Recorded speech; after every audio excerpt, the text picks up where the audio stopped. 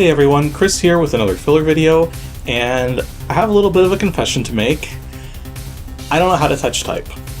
Or actually, that's not entirely true. It's more so that I'm not very good at touch typing, and the reason why is because I have my own unique method of typing. And it's something that I kind of developed out of, well, necessity or maybe even desperation back when I was a kid. Because I started using computers back when I was 5 years old. But here's the thing, back in the 80s, when I started using computers, they didn't exactly have typing classes for kids in their single-digit ages. Well, I guess it kind of developed over time. I remember in grade 5 was when I had my first sort of typing class. It was really just a couple computer lab visits over the course of a week, and I distinctly remember this one thing that happened. I was so fed up with the method of typing that the computer was telling me to try to do that I just sort of switched back to my own just naturally. And then I remember the teacher walked up, looked at the screen, and then told me to start typing properly because my words per minute was too high. I just want to let that sink in for a second here. The teacher was telling me to not do my typing and to do the proper typing because my words per minute were too high. The thing is that for me, touch typing, the reason why I don't do it, and the reason why I was never able to learn it, is because it's actually really uncomfortable for me. I'm gonna show some footage now. I'm splicing this in as post-commentary just because of the fact that my keyboard's kind of at a weird angle to record from, so I have to move it to be able to showcase my hands actually on the keyboard. So every time you see the keyboard, it's me post-commentating here. But what you're gonna see now is me with my fingers on the keyboard in the home position for touch typing. And I'm gonna tell you right now, this is really uncomfortable for me. This does not feel anywhere near natural. A part of the reason is just because of my hands. I just give a close-up of my hand here. I know it doesn't seem like it, but I actually have kind of short fingers. They're not super short, but they're a little shorter than the average finger. Not to mention, if you look at my thumb does this weird, that's normal position for my thumb there. It might be hard to see, the lighting's kind of weird in here right now, but yeah, so my hands don't exactly conform to normal, whatever normal is. So touch typing for me is kind of tricky just on that regard.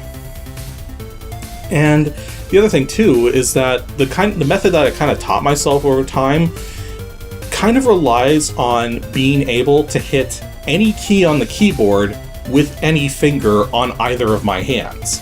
So the whole notion of touch typing is just sort of goes against what my mentality is for using a keyboard. It's for me, I want to be able to fluidly decide what keys are going to be hit with which fingers. And that kind of happens at an instinctive level. That's basically the best way to describe my typing method, is it's purely instinct. So now that I've shown you the home position for touch typing, here's what my usual home position looks like for my typing method. And right off the bat, this is going to look very not normal. Well, first of all, you can see one of my hands kind of in a gamer position with the AWDS keys ready to go, and then my other hand is way in the other corner. It's well, how are you supposed to hit any of the keys on the keyboard with your hands like that?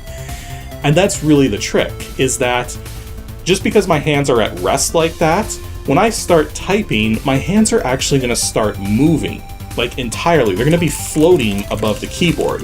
That's actually part of the reason why I've had to move the keyboard to record this properly, because there's not really enough vertical space to show either.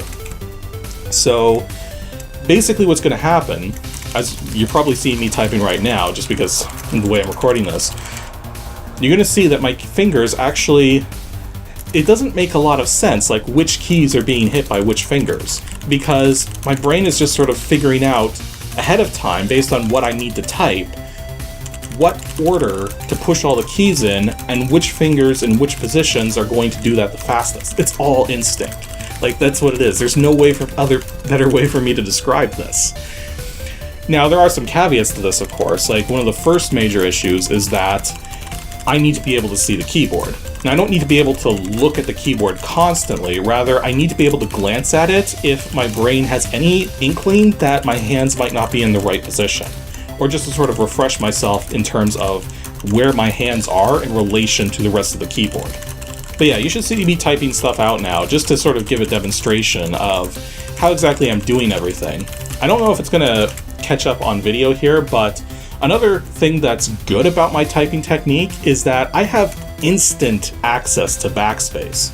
Like, one of the things that happens with touch typing is backspace is kind of out of the way. You're not expected to ever really need to hit that backspace key when you're touch typing, because the idea is you should be doing this perfectly. So the backspace key is like an afterthought to a touch typing method. But for me, backspace is a part of the instinct. So if I hit like one or two keys out of sequence, my brain's going to be like, oh, wait a minute, I just made a mistake, and I'll immediately instinctively add backspace into the mix of keys that I'm pressing. So correcting errors actually goes really quickly for me. The other caveat to my typing method, though, is that it's very difficult for me to basically transcribe. So if I'm reading one thing and I'm trying to type it out verbatim, that doesn't go very fast for me. Like, it can. Like, I mean, whenever I take those typing tests online, I typically max out at about 60 words per minute. I usually average more like 40, 45 words per minute. But the thing is that that's not really what I needed to learn typing for. Like, when I was a kid, one of the things I was doing a lot of was creative writing. And then I got into programming. And so it's like, all of the things that I use typing for, well, like 99% of the stuff I do typing for, is creative. So I'm not really needing to copy one thing to another thing with my typing. So that never really became a concern for me. So yeah, so in terms of my typing style, do I advocate people use this typing style over touch typing? Hell no. This is something I learned because I had to. I don't expect the average person to develop a typing style like mine, unless they have literally no other options. But then there's a lot of factors too. Like, again, my hands are not well designed for touch typing, and on top of that, there weren't really any courses or anything for when I was that young. So it was something that I learned how to do because I had to. Well, I guess I didn't have to, but like, computers was what I was interested in, so yeah, I had to. But yeah, if you're somebody who struggles with typing, then touch typing is probably the first thing you want to look into before you try any of these weird other fangled methods. Because mine was something I developed from childhood. Like, if you're a kid trying to learn to do something, you're probably going to learn things faster and more easily, and maybe even develop your own skills much more readily as a kid than as an adult.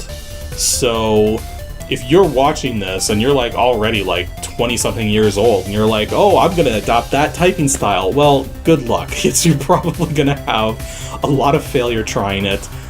Try touch typing instead, because that really is the simpler thing.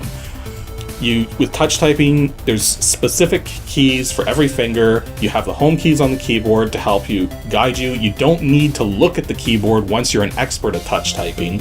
So it really is technically the better method. It's just not the method that works for me. What else can I say? So that'll be all for this filler video. So stay tuned for the next episode of Ancient DOS Games. That'll be on, I believe, Saturday, July 6th. And we're going to be taking a look at a game that I've covered the sequel for, but I still have to look at the original. And I'm kind of dreading it. So, yeah, make sure to stay tuned for that one.